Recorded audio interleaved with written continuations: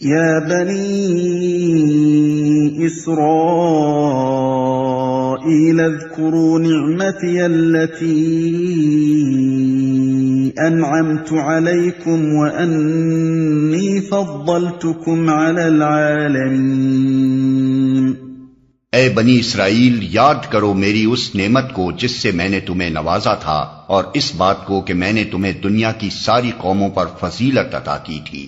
یہ اس دور کی طرف اشارہ ہے جبکہ تمام دنیا کی قوموں میں ایک بنی اسرائیل کی قوم ہی ایسی تھی جس کے پاس اللہ کا دیا ہوا علم حق تھا اور جسے اقوام عالم کا امام و رہنما بنا دیا گیا تھا تاکہ وہ بندگی رب کے راستے پر سب قوموں کو بلائے اور چلائے.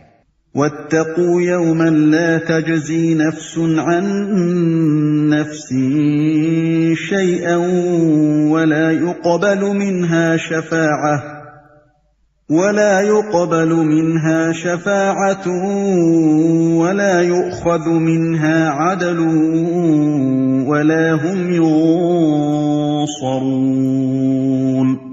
اور ڈرو اس دن سے جب کوئی کسی کے کام نہ آئے گا، نہ کسی کی طرف سے سفارش قبول ہوگی، نہ کسی کو فدیہ لے کر چھوڑا جائے گا، اور نہ مجرموں کو کہیں سے مدد مل سکے گی.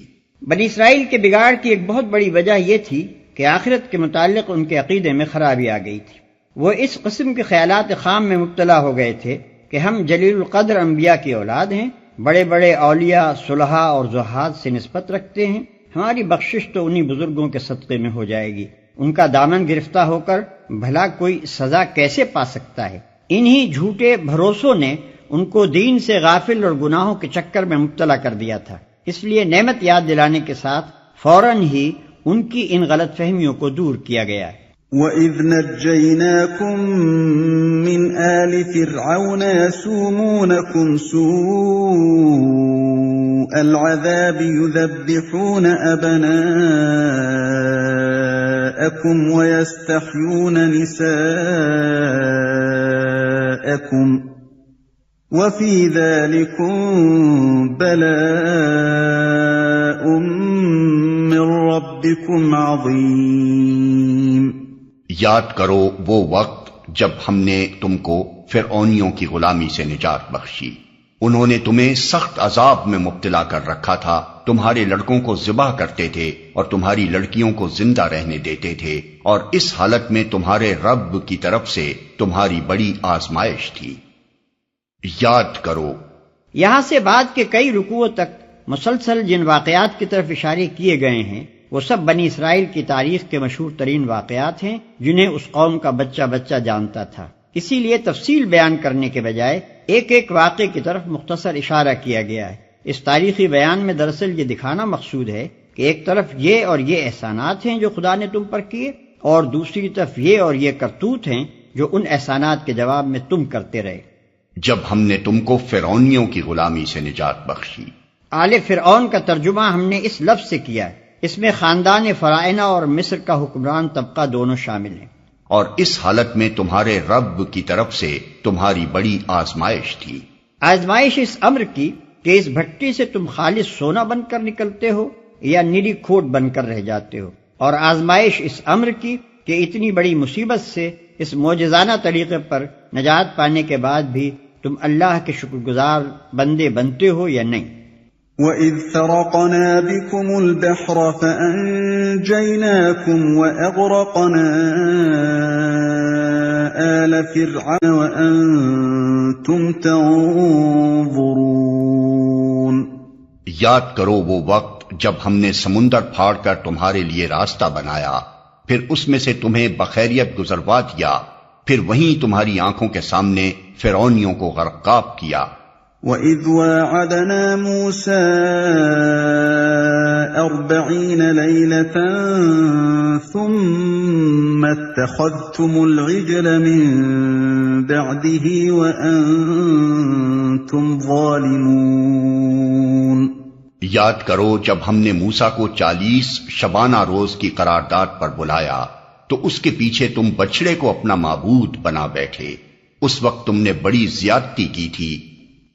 یاد کرو جب ہم نے موسیٰ کو 40 شبانہ روز کی قرارداد پر بلایا. مصر سے نجات پانے کے بعد جب بنی اسرائیل جزیرہ نما سینا میں پہنچ گئے تو حضرت موسیٰ کو اللہ تعالیٰ نے 40 شب و روز کے لیے کوہ طور پر طلب فرمایا تاکہ وہاں اس قوم کے لیے جو اب آزاد ہو چکی تھی قوانین شریعت اور عملی زندگی کی ہدایات عطا کی جائیں۔ ملاحظہ ہو بائبل کتاب خروج باب 24 تا 31۔ تو اس کے پیچھے تم بچڑے کو اپنا معبود بنا بیٹھے۔ گائے اور بیل کی پرستش کا مرض بنی اسرائیل کی ہمسایہ اقوام میں ہر طرف پھیلا ہوا تھا۔ مصر اور کنعان میں اس کا عام رواج تھا۔ حضرت یوسف کے بعد بنی اسرائیل جب انحطاط میں مبتلا ہوئے اور رفتہ رفتہ قبطیوں کے غلام بن گئے تو انہوں نے من جملہ اور امراض کے ایک یہ مرض بھی اپنے حکمرانوں سے لے لیا تھا۔ بچڑے کی پرستش کا یہ واقعہ بائبل کتاب خروج باب 32 میں تفصیل کے ساتھ درج ہے۔ ثم عفونا عنكم من بعد ذلك لعلكم تشكرون۔ مگر اس پر بھی ہم نے تمہیں معاف کر دیا کہ شاید اب تم شکر گزار بنو۔ وَإِذْ آتَيْنَا مُوسَى الْكِتَابَ وَالْفُرْقَانَ لَعَلَّكُمْ تَهْتَدُونَ۔ یاد کرو کہ ٹھیک اس وقت جب تم یہ ظلم کر رہے تھے ہم نے موسیٰ کو کتاب اور فرقان عطا کی تاکہ تم اس کے ذریعے سے سیدھا راستہ پا سکو۔ ہم نے موسیٰ کو کتاب اور فرقان عطا کی۔ فرقان وہ چیز جس کے ذریعے سے حق اور باطل کا فرق نمایاں ہو۔ اردو میں اس کے مفہوم سے قریب تر لفظ کسوٹی ہے۔ یہاں فرقان سے مراد دین کا وہ علم اور فہم ہے جس سے آدمی حق اور باطل میں تمیز کرتا ہے۔ وَإِذْ قَالَ مُوسَى لِقَوْمِهِ يَا قَوْمِ إِنَّكُمْ ظَلَمْتُمْ أَنفُسَكُمْ بِاتِّخَاذِكُمُ الْعِجْلَ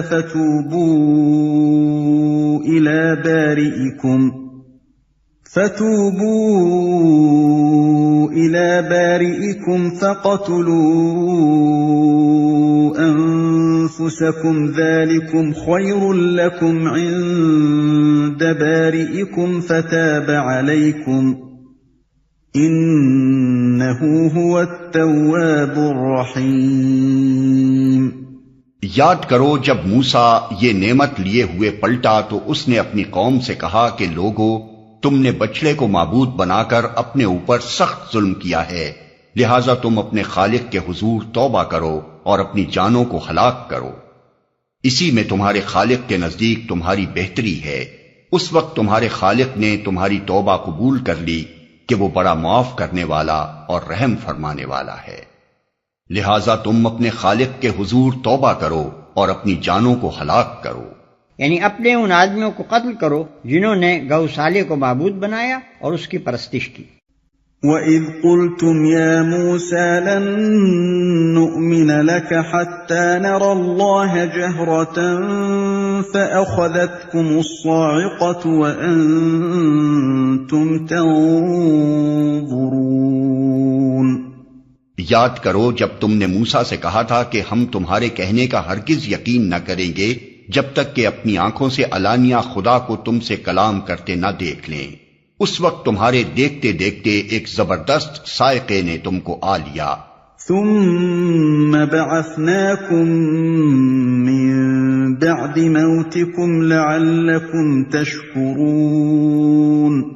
تم بے جان ہو کر گر چکے تھے مگر پھر ہم نے تم کو جلا اٹھایا شاید کہ اس احسان کے بعد تم شکر گزار بن جاؤ۔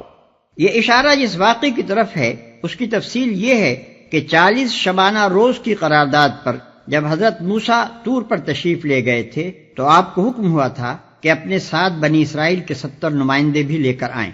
پھر جب اللہ تعالیٰ نے موسیٰ علیہ السلام کو کتاب اور فرقان عطا کی تو آپ نے اسے ان نمائندوں کے سامنے پیش کیا۔ اس موقع پر قرآن کہتا ہے کہ ان میں سے بعض شریر کہنے لگے کہ ہم محض تمہارے بیان پر کیسے مان لیں کہ خدا تم سے ہم کلام ہوا ہے۔ اس پر اللہ تعالیٰ کا غضب نازل ہوا اور انہیں سزا دی گئی، لیکن بائبل کہتی ہے کہ انہوں نے اسرائیل کے خدا کو دیکھا، اس کے پاؤں کے نیچے نیلم کے پتھر کا چبوترا سا تھا جو آسمان کے مانند شفاف تھا، اور اس نے بنی اسرائیل کے شرفاء پر اپنا ہاتھ نہ بڑھایا، سو انہوں نے خدا کو دیکھا اور کھایا اور پیا۔ خروج باب 24 آیت 10-11۔ لطف یہ ہے کہ اسی کتاب میں آگے چل کر لکھا ہے کہ جب حضرت موسیٰ علیہ السلام نے خدا سے عرض کیا کہ مجھے اپنا جلال دکھا دے تو اس نے فرمایا کہ تو مجھے نہیں دیکھ سکتا۔ دیکھو خروج باب 33 آیت 18-23۔ وَظَلَّلْنَا عَلَيْكُمُ الْغَمَامَ وَأَنزَلْنَا عَلَيْكُمُ الْمَنَّ وَالسَّلْوَىٰ كُلُوا مِن طَيِّبَاتِ مَا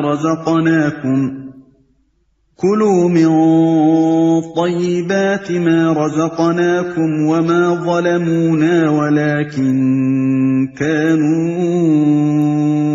أَنفُسَهُمْ يَظْلِمُونَ۔ ہم نے تم پر ابر کا سایہ کیا، من و سلوہ کی غذا تمہارے لیے فراہم کی، اور تم سے کہا کہ جو پاک چیزیں ہم نے تمہیں بخشی ہیں انہیں کھاؤ، مگر تمہارے اسلاف نے جو کچھ کیا وہ ہم پر ظلم نہ تھا بلکہ انہوں نے آپ اپنے ہی اوپر ظلم کیا۔ ہم نے تم پر ابر کا سایہ کیا، یعنی جزیرہ نما سینا میں جہاں دھوپ سے بچنے کے لیے کوئی جائے پناہ تمہیں میسر نہ تھی، ہم نے ابر سے تمہارے بچاؤ کا انتظام کیا۔ اس موقع پر خیال رہے کہ بنی اسرائیل لاکھوں کی تعداد میں مصر سے نکل کر آئے تھے، اور سینا کے علاقے میں مکانات کا تو کیا ذکر، سر چھپانے کے لیے ان کے پاس خیمے تک نہ تھے۔ اس زمانے میں اگر خدا کی طرف سے ایک مدت تک آسمان کو ابر آلود نہ رکھا جاتا تو یہ قوم دھوپ سے ہلاک ہو جاتی۔ من و سلوہ کی غذا تمہارے لیے فراہم کی۔ من اور سلوہ وہ قدرتی غذائیں تھیں جو اس مہاجرت کے زمانے میں ان لوگوں کو 40 برس تک مسلسل ملتی رہیں۔ من دھنیے کے بیج جیسی ایک چیز تھی جو اوس کی طرح گرتی اور زمین پر جم جاتی تھی، اور سلوہ بٹیر کی قسم کے پرندے تھے۔ خدا کے فضل سے ان کی اتنی کثرت تھی کہ ایک پوری کی پوری قوم محض انہی غذاؤں پر زندگی بسر کرتی رہی اور اسے فاقہ کشی کی مصیبت نہ اٹھانی پڑی۔ حالانکہ آج کسی نہایت متمدن ملک میں بھی اگر چند لاکھ مہاجر یکایک آ پڑیں تو ان کی خوراک کا انتظام مشکل ہو جاتا ہے۔ وَإِنْ دَخُلُوا هَٰذِهِ الْقَرْيَةَ فَكُلُوا مِنْهَا حَيْثُ شِئْتُمْ رَغَدًا وَادْخُلُوا الْبَابَ سُجَّدًا وَقُولُوا حِطَّةٌ نَغْفِرْ لَكُمْ خَطَايَاكُمْ وَسَنَزِيدُ الْمُحْسِنِينَ۔ پھر یاد کرو جب ہم نے کہا تھا کہ یہ بستی جو تمہارے سامنے ہے اس میں داخل ہو جاؤ، اس کی پیداوار جس طرح چاہو مزے سے کھاؤ، مگر بستی کے دروازے میں سجدہ ریز ہوتے ہوئے داخل ہونا اور کہتے جانا حطۃ حطۃ، ہم تمہاری خطاؤں سے درگزر کریں گے اور نیکوکاروں کو مزید فضل و کرم سے نوازیں گے۔ یہ بستی، یہ ابھی تک تحقیق نہیں ہو سکا ہے کہ اس بستی سے مراد کون سی بستی ہے۔ جس سلسلہ واقعات میں یہ ذکر ہو رہا ہے وہ اس زمانے سے تعلق رکھتا ہے جبکہ بنی اسرائیل ابھی جزیرہ نما سینا ہی میں تھے، لہذا اغلب یہ ہے کہ یہ اسی جزیرہ نما کا کوئی شہر ہوگا، مگر یہ بھی ممکن ہے کہ اس سے مراد شتیم ہو جو یریحو کے بالمقابل دریائے اردن کے مشرقی کنارے پر آباد تھا۔ بائبل کا بیان ہے کہ اس شہر کو بنی اسرائیل نے حضرت موسیٰ کی زندگی کے اخیر زمانے میں فتح کیا اور وہاں بڑی بدکاریاں کی، جن کے نتیجے میں خدا نے ان پر وبا بھیجی اور 24,000 آدمی ہلاک کر دیے۔ حطۃ حطۃ، یعنی حکم یہ تھا کہ جابر و ظالم فاتحوں کی طرح اکڑتے ہوئے نہ گھسنا بلکہ خدا ترسوں کی طرح منکسرانہ شان سے داخل ہونا، جیسے محمد صلی اللہ علیہ وسلم فتح مکہ کے موقع پر مکہ میں داخل ہوئے۔ اور حطۃن کے دو مطلب ہو سکتے ہیں، ایک یہ کہ خدا سے اپنی خطاؤں کی معافی مانگتے ہوئے جانا، دوسرے یہ کہ لوٹ مار اور قتل عام کے بجائے بستی کے باشندوں میں درگزر اور عام معافی کا اعلان کرتے جانا۔ فَبَدَّلَ الَّذِينَ ظَلَمُوا قَوْلًا غَيْرَ الَّذِي قِيلَ لَهُمْ فَأَنزَلْنَا عَلَى الَّذِينَ ظَلَمُوا رِجْزًا مِّنَ السَّمَاءِ بِمَا كَانُوا يَفْسُقُونَ۔ مگر جو بات کہی گئی تھی ظالموں نے اسے بدل کر کچھ اور کر دیا، آخر کار ہم نے ظلم کرنے والوں پر آسمان سے عذاب نازل کیا، یہ سزا تھی ان نافرمانیوں کی جو وہ کر رہے تھے۔